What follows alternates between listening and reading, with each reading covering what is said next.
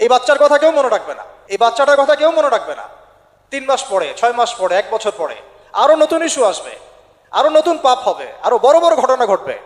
এরপরে মানুষ এই বাচ্চাটাকে ভুলে যাবে। এই বাচ্চাটা কি তার মৃত্যু যন্ত্রণা ভুলতে পারবে? তার সম্মানহানি ভুলতে পারবে? তার পিতামাতাকে ভুলতে পারবে? ইসলামে রেপের শাস্তি হচ্ছে মৃত্যুদণ্ড, আর ব্যভিচারের শাস্তি হচ্ছে অর্ধেক কোমর পর্যন্ত পুঁতে পাথর নিক্ষেপ করে হত্যা করা। এবং বিবাহিত ব্যক্তি হলে এই শাস্তি, অবিবাহিত হলে 100 বেত্রাঘাত, 1 বছরের নির্বাসন এবং সমাজ থেকে বয়কট করা। আর ধর্ষণ হলে সরাসরি মৃত্যুদণ্ড। 3 মাস সময় লাগার কথা না, 3 দিনের মধ্যেই করা সম্ভব। এটা শরিয়া আইন, এটা আল্লাহ রাব্বুল আলামিনের শরিয়া বিধান। এখন তারাও কি এটাতে রাজি হবে? যারা শোক প্রকাশ করছেন তারা কি এই বিধানটা কার্যকর করতে রাজি হবেন? যে ধর্ষককে সবার সামনে প্রকাশ্যে মৃত্যুদণ্ড দেওয়া হোক, শরিয়া আইন কার্যকর করা হোক? রাজি হবেন না। কারণ আপনারা বলবেন এটা করতে গেলে বাংলাদেশ নাকি মৌলবাদী রাষ্ট্র হয়ে যাবে। তো সমস্যার গোড়ায় আপনারা যেতে চান না, ডালপালা নিয়ে নাড়াচাড়া করেন। জেনা ফ্রি মিক্সিংটাকে উন্মুক্ত করে দেয়া হলো, ছেলে মেয়ের অবাধ বিচরণটাকে উন্মুক্ত করে দেয়া হচ্ছে। একটা চরম ক্ষুধার্ত মানুষদের সামনে যদি আপনি খাবারকে উন্মুক্ত করে রাখেন, এরপরে যদি কেউ জোর করে খাবার খেয়েও ফেলে, শুধু কি আপনি খাদকের দোষ দিবেন? পুরো সিস্টেমটাই দায়ী, পুরো সিস্টেমটাই দায়ী। এখানে আপনি নারী পুরুষকে অবাধ মেলামেশা দিয়েছেন, ফ্রি মিক্সিংয়ে দিয়েছেন, একদম ছোটবেলা থেকেই, স্কুল লাইফ থেকে, কলেজ লাইফ থেকে, ইউনিভার্সিটি লাইফ থেকে, জব সেকশনে, এমনকি রাজনীতি করতে গেলেও কর্পোরেট সেকশনে, ব্যবসায়িক সেকশনে, অফিস আদালতে, সব জায়গায় ফ্রি মিক্সিংকে অবাধভাবে আপনি উন্মুক্ত করে দিয়েছেন, আমরা উন্মুক্ত করে দিয়েছি। এর উপরে ছড়িয়ে দিয়েছি পর্নোগ্রাফি। পর্নোগ্রাফি সবার ফোনে ফোনে। পর্নোগ্রাফি দেখতে থাকলে একটা মানুষ বাচ্চাকে না, কয়েকদিন পরে পশুর সাথেও জেনা করতে পারে। যদি সামনে দেখেন যে মানুষ পশুর সাথে জেনা করেছে, আপনারা অবাক হতে পারেন, আমি অবাক হব না।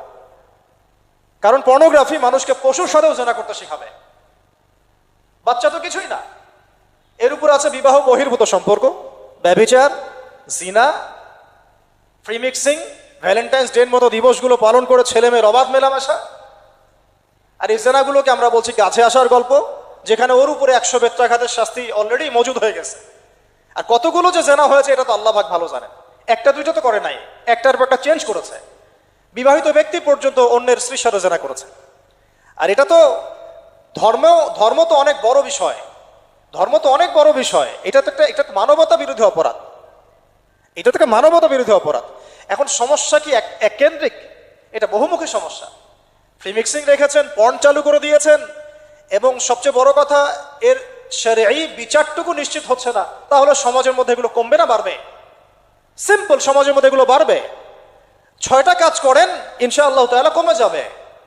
প্রথমত শরঈ পর্দা নিশ্চিত করেন, দ্বিতীয়ত ফ্রি মিক্সিং বন্ধ করে দেন, তৃতীয়ত আপনারা জেনার শাস্তি চালু করেন, পঞ্চমত ব্যভিচারের যে রজম শাস্তি চালু করেন, শরঈ বিধান চালু করেন, পর্ন সাইটগুলোকে বন্ধ করে দেন, এবং সমাজে তাকওয়া নৈতিকতা শিক্ষাটাকে বাড়িয়ে দেন। দেখেন সমাজে জেনা কমে না বাড়ে।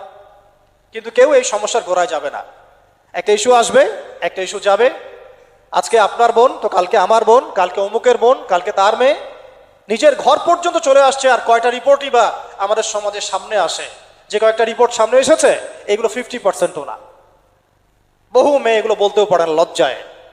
আর আমি তো ওইসব মেয়েদের ব্যাপারে কথা বলা ছেড়ে দিয়েছি, যারা স্বেচ্ছায় নিজের ইজ্জতকে বিলি দেয়। তাদেরকে আমি আমার বোন পরিচয় দিতে লজ্জাবোধ করি। সমাজ থেকে গায়রত, ব্যক্তিত্ব, পর্দা, শালীনতা, হিজাব এগুলো উঠিয়ে দেওয়া হয়েছে। আপনারা কি দ্বীনি অঙ্গনের তসলিমা নাসরিন হতে চান নাকি? তারা কি দ্বীনি অঙ্গনে তসলিমা নাসরিন হতে চান? কেন আপনি একটা ছেলের সাথে হারাম সম্পর্কে জড়াবেন? কেন প্রেম করতে যাবেন? কেন আপনি তার সাথে বাইকে করে ঘুরতে যাবেন? কেন আপনি আপনার বন্ধুদের সাথে ফ্রি মিক্সিংয়ে ঘুরতে চলে গেলেন? 3 দিনের রাস্তা, 7 দিনের রাস্তা, 10 দিনের রাস্তা, অথচ আপনার উপর হজও ফরজ না মাহারাম ছাড়া। না আপনি পর্দা মানছেন, না মাহারাম মানছেন। আর সমাজে না আছে ইসলামী শরিয়া আইন অনুযায়ী বিচার, আর না আছে পর্ন বন্ধের উদ্যোগ, আর না আছে ফ্রি মিক্সিং বন্ধের উদ্যোগ। তো আপনার ইজ্জত চলে গেলে কে ফিরাই দেবে আপনাকে? আমি তো আপনার ভালোর জন্যই কথা বলছি। সমস্যা হচ্ছে আমরা সমস্যার গোড়ায় যেতে চাচ্ছি না। আজকে এই কথাটা আমি এখানে বলতে চাই নাই, শুধু কথা প্রসঙ্গে চলে আসছে যে এই যে মেয়েটা কাতরাতে কাতরাতে মারা গেল আজকে, আপনারা দেখে নিয়ে 3 মাসের মধ্যে এই মেয়েটাকে সবাই ভুলে যান। সমস্যার গোড়ায় আসেন। সমস্যার গোড়া হচ্ছে আল্লাহর জমিনে আল্লাহর দ্বীন ইসলাম বাস্তবায়ন না হওয়া পর্যন্ত এই মানবতার মুক্তির কোনো রাস্তা নাই।